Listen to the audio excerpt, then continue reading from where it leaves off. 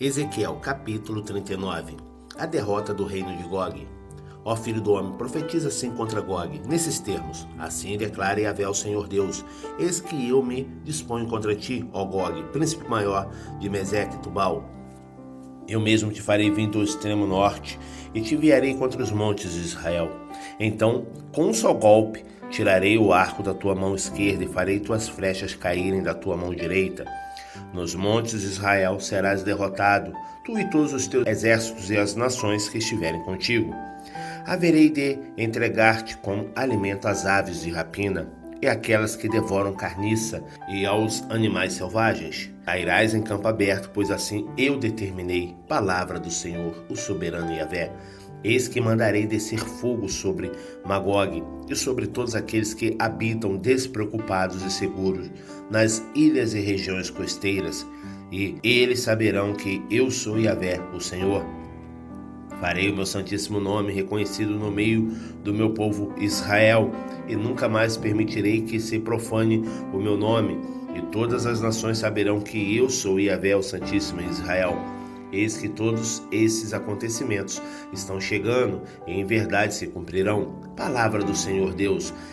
Este é o dia que tanto tenho anunciado. Os habitantes da cidade de Israel sairão e usarão armas como os combustíveis para acenderem fogo, os escudos pequenos e grandes, os arcos e flechas, os porretes de guerra e as lanças. Durante 7 anos eles as utilizarão para fazer fogo. Não terão a menor necessidade de ajuntar lenha nos campos, tampouco sair para cortá-las nas florestas, porquanto todo o povo usará armas como madeira para o fogo. E eles despojarão aqueles que os saquearam. Palavra de Yahvé, o eterno soberano Deus. Naquele dia darei a Gog um túmulo em Israel, no vale dos que viajam para o leste, na direção do Mar Morto. E será grande a admiração de todos que passarem por ali, ao observarem que Gog e todos os seus batalhões estarão sepultados ao longo daquela área, e lhe darão o nome do Vale de Amon-Gog, ou seja, forças de Gog. Durante 7 meses, a nação de Israel os estará sepultando a fim de purificar a terra. Todo o povo da terra os sepultará, e o dia em que eu for glorificado será para eles um dia memorável. Oráculo de Yahvé, o Senhor Deus. Passados 7 meses serão escolhidos homens para percorrerem a terra e cuidarem do sepultamento dos restos mortais das últimas pessoas que tombaram. E assim toda a terra será purificada. Quando estiverem caminhando pela terra e um deles vir um osso humano, fincará um marco ao lado do osso, até que os coveiros venham e se encarreguem do seu devido sepultamento no vale de Amon-Gog. Também se formará ali uma cidade, a qual se dará o nome de Amoná, que é Hordas, e desse modo eles purificarão a terra. O grande sacrifício de Yahvé. Ó querido filho do homem, assim ordena o soberano Yahvé, o Senhor Deus. Convoca, pois, as aves de toda espécie e todos os animais silvestres. Ajuntai-vos e vinde, ajuntai-vos de todos os lados para o meu sacrifício, que eu ofereço por vós. O grande sacrifício nos montes de Israel. Ali comereis muita carne e bebereis muito sangue. Comereis as carnes dos poderosos e bebereis o sangue dos príncipes de toda a terra, como se eles fossem carneiros, cordeiros, bodes e novilhos, todos animais gordos de Bassã. Nesse imenso sacrifício que vos estou preparando, comereis gordura até vos fartares, e bebereis do sangue até vos embriagardes. E vos empanturrareis de cavalos e de cavaleiros, homens poderosos, valentes e guerreiros de todo tipo. Palavra de Yahvé, o Senhor Deus. Então estabelecerei a minha glória entre as nações, e todas elas contemplarão o juízo e o castigo que eu tiver executado, e o peso da minha mão, quando eu a calcar sobre cada uma delas. Assim, naquele dia em diante, a nação de Israel compreenderá que eu sou Yahvé, o Senhor, o seu Deus, e as nações pagãs saberão que Os israelitas foram mandados para o cativeiro por causa da sua malignidade, porque me foram infiéis. Por isso escondi deles a minha face e os entreguei nas mãos de seus inimigos, e eles tombaram ao fio da espada. Tratei com eles conforme a sua própria iniquidade e as suas transgressões, e não permiti que vissem o meu rosto. O tempo da restauração de Israel. Portanto, assim declara Yahvé, o eterno Deus: agora trarei Jacó do exílio e restaurarei o meu destino. Eu me compadecerei da casa de Israel e demonstrarei todo o zelo que dedico ao meu santo nome. Quando habitarem em segurança em sua própria terra, tranquilos e sem medo de ninguém, eles se esquecerão da humilhação porque passaram e de toda a deslealdade que praticaram em relação à minha pessoa. Sendo assim, quando eu os trouxer de volta dos povos pagãos e os houver reunido nas terras de seus inimigos, serei santificado neles diante dos olhos de muitas e muitas nações. Então reconhecerão que eu sou Yahvé, o Senhor Deus, quando entenderem que eu mesmo os levei ao cativeiro entre as nações e eu mesmo os trouxe de volta para a sua terra. Não esquecerei de trazer do exílio uma só pessoa do meu povo. Não mais esconderei deles o meu rosto, pois derramarei o meu espírito sobre toda a casa de Israel. Palavra de Yahvé, o soberano e eterno Senhor. Ezequiel capítulo 40, a visão da nova casa de Yahvé.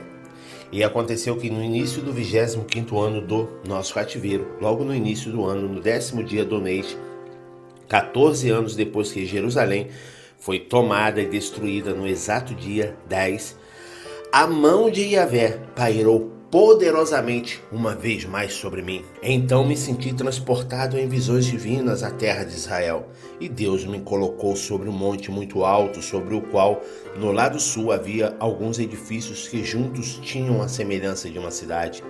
Deus me levou para lá e ouvi um homem que parecia de bronze. Ele estava de pé próximo à entrada e segurava em sua mão uma corda de linho e uma régua, cana de medir. E ele me dirigiu a palavra com as seguintes orientações: ó querido homem mortal, filho do homem, prestai bastante atenção, firma os teus olhos, inclina os teus ouvidos e guarda em teu coração tudo quanto eu posso a mostrar-te. Porquanto foste trazido aqui, a fim de que eu te revele o significado dessas visões. Anuncia, pois, a toda a nação de Israel tudo quanto vires. O portão do lado do Oriente Leste. Então vi um grande muro que cercava toda a área da casa. O templo, o comprimento da régua de medição na mão do homem era de 6 côvados longos, com pouco mais de meio metro cada. Em seguida, ele mediu o muro que tinha uma régua, isto é, 3 metros de espessura e 3 de altura, em medidas longas de construção da época. Depois ele se dirigiu até o portão que dá para o lado leste, o oriente, subiu os seus degraus e tomou a medida da soleira da porta, que tinha também uma cana ou vara de extensão. As salas dos sentinelas mediam 3 réguas de comprimento e 3 réguas de largura, e o espaço entre elas tinha 2,5 metros. A soleira da porta, junto ao pórtico em frente ao templo, media também uma régua de extensão. Ele também mediu todo o pórtico, e esse ficava na direção do templo e tinha 4 metros de extensão, e seus batentes mediam 1 metro de espessura. O pórtico estava voltado para a entrada do templo. A porta para o lado oriental possuía 3 salas de cada lado. As 3 tinham a mesma medida, os pilares dos 2 lados também tinham a mesma medida. A seguir, o homem mediu a largura da porta. A entrada tinha 5 metros e seu comprimento media 6,5 metros. De frente a cada sala havia um muro de meio metro de altura, e os nichos eram quadrados, com 3 metros de cada lado. Em seguida, ele mediu a porta desde o teto de uma sala até o teto da outra sala. A largura de uma porta à outra do outro lado era de 25 côvados, isto é, 12,5 metros da abertura de um parapeito até a abertura do parapeito oposto. Também mediu ao longo das faces das paredes salientes por toda a parte interna da entrada, e totalizou 30 metros. A medida era até o pórtico que dá para o pátio. A distância da entrada da porta até o extremo do pórtico da porta interior totalizava 50 côvados, isto é, 25 metros. As salas e os pilares, as paredes que se projetavam dentro da entrada eram adornadas por pequenas janelas com parapeito ao redor. Como o pórtico e as janelas pequenas, aberturas rodeava a parte de dentro. E os pilares, as faces das paredes que se projetavam eram enfeitadas com palmeiras e tâmaras. O pátio exterior do templo. Em seguida, aquele homem me conduziu ao pátio do templo e dali observei salas e um pavimento ao redor do pátio. Havia 30 salas naquela área calçada de pedras. Esse grande piso era adjacente às laterais das entradas e sua largura era igual ao comprimento. Esse era o piso inferior. Depois ele mediu a distância da parte interna da entrada inferior até a parte externa do pátio interno, o que totalizou 50 metros, tanto do lado leste como do lado norte. Portão do lado norte. Ele mediu o comprimento e a largura do portão que dá para o lado norte e para o pátio externo. Seus compartimentos, 3 salas de cada lado, seus pilares ou paredes salientes e seu pórtico possuíam as mesmas medidas dos compartimentos da primeira entrada. Tinha 25 metros de comprimento e 12 metros e meio de largura. Suas aberturas, seu pórtico e sua decoração com figuras e palmeiras e tâmaras tinham exatamente as mesmas medidas do portão do lado oriental a leste. O acesso a ele se dava mediante 7 degraus e o seu pórtico ficava no lado oposto a eles. Havia um portão do pátio interior e que dava para o portão norte, como também em que dava para o portão do oriente. Ele mediu de um portão até o que ficava oposto e totalizou 50 metros. Portão do lado sul.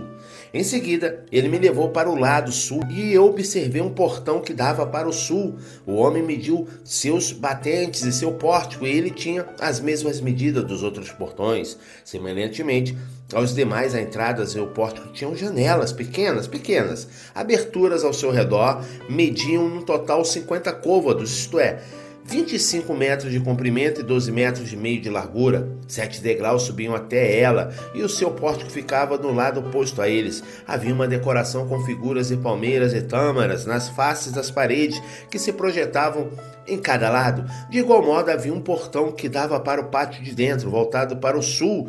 O homem mediu e a distância até esse segundo portão era de 100 côvados longos, isto é, 50 metros. Os portões para o pátio de dentro. Então, o homem me levou ao pátio interno pelo portão sul, e esse portão tinha a mesma medida aos demais. As suas salas, os seus pilares, isto é, paredes que se projetam, e o seu pórtico tinham a mesma medida dos outros, e haviam janelas pequenas com aberturas ao redor do seu pórtico, medindo 50 côvados, isto é, 25 metros de comprimento e 12 metros e meio de largura. Os pórticos das entradas ao redor do pátio de dentro mediam 12 metros e meio de largura e 2 metros e meio de extensão. Seu pórtico era voltado para o pátio e havia figuras e palmeiras e tâmaras, enfeitando os seus batentes e paredes. E para chegar até esse portão era necessário subir 8 degraus. Depois, ele me conduziu ao pátio de dentro, voltado para o oriente, o lado leste, e mediu a entrada. E todas as medidas eram iguais às anteriores. Suas salas, suas paredes salientes e seu pórtico tinham as mesmas dimensões dos demais. A entrada e o seu pórtico tinham pequenas janelas ao seu redor, mediam 25 metros de comprimento e 12 metros e meio de largura. Seu pórtico dava para o pátio de fora, figuras e palmeiras e tâmaras decoravam os batentes em cada lado, e para chegar ao pórtico subiam-se 8 degraus. Em seguida, aquele homem me levou ao portão norte, que também tinha as mesmas medidas dos portões anteriores. Esse portão também tinha suas salas, seus pilares, paredes que se projetavam em um grande salão que era seu pórtico, também com pequenas janelas em redor. O comprimento total era de 25 metros e 12 metros e meio de largura. O seu pórtico, o salão, dava para o pátio de fora e por toda passagem havia figuras e palmeiras e tâmaras gravadas nas batentes e paredes salientes. Havia uma escada de 8 degraus que conduzia até o pórtico. Os prédios perto do portão norte. No pátio de fora havia um quarto ligado com o portão de dentro. Esse quarto dava para o pórtico, o salão que ficava em frente ao pátio, onde eram levadas as partes dos animais que eram oferecidos em holocausto, isto é, completamente queimadas em sacrifício. No pórtico da entrada havia 2 bacias de cada lado, em que os holocaustos, as ofertas pelo pecado e as ofertas pela culpa eram abatidos. Do lado de fora do pórtico do salão também havia 4 mesas, 2 de cada lado da entrada porta nobre. Assim havia 4 mesas dentro do salão e 4 fora, ao todo 8 mesas sobre as quais eram abatidos os animais que seriam oferecidos em sacrifício. As 4 mesas em cima das quais se preparavam os animais do holocausto, isto é, que seriam completamente queimados, eram de pedra lavrada. Tinham todas as mesmas medidas, 75 centímetros de comprimento e de largura e 50 centímetros de altura. Nelas colocavam-se todos os instrumentos necessários para imolar os animais que seriam oferecidos em holocaustos e todos os demais sacrifícios. Eram ganchos de 2 pontas com até 1 palmo de comprimento e estavam presos à parede. Em toda a sua extensão, as mesas destinavam-se à carne das ofertas. O aposento dos sacerdotes. Depois da porta inferior ficava a sala dos cantores, no pátio de dentro que estava do lado do portão norte, e elas estavam voltadas para o sul.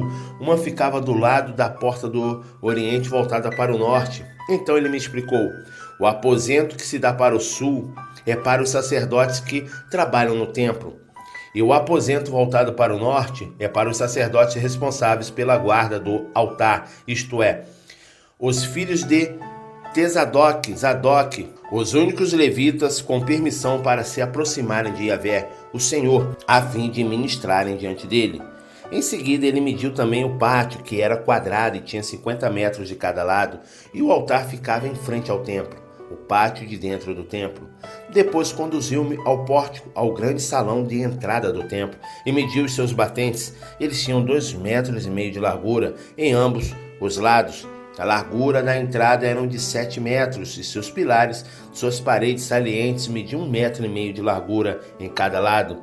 O pórtico tinha 10 metros de largura e 6 metros da frente aos fundos.